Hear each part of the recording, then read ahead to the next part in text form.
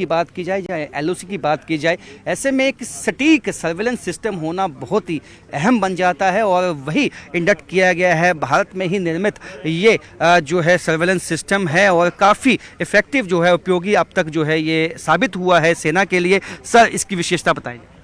Sir, ये भारत में निर्मित टाटा रजक लोरोस है, जिसकी मदद से हम दिन और रात के समय में 35 किलोमीटर तक सर्वेलेंस कर सकते हैं। इसे हम किसी भी वेदर में इस्तेमाल कर सकते हैं और इसके अंदर स्टोरेज की कैपेसिटी भी दे रखी है। इसे हम वाईफाई मोड में इस्तेमाल कर सकते हैं। पहले वाले लोरोस से काफ़ी बेहतर है और ये टाटा के कंपनी द्वारा इंडिया में ही निर्मित किया गया है, जो कि एक बहुत ही अच्छी विशेषता है इसकी।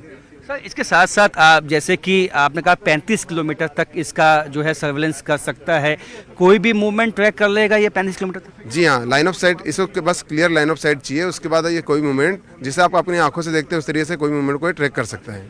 अच्छा, कई दफ़ा वेदर जो है, कई इलाके ऐसे हैं, कोई टॉपोग्राफी ऐसी है, वेदर धुंध होती है, फोगी वेदर होता है, क्या उसमें भी ये ट्रैक कर सकता है? सर, इसमें वेदर, फॉग वेदर के लिए भी एक ऑप्शन दिया हुआ है, जिसको हम इनेबल करके उसका इस्तेमाल कर सकते हैं।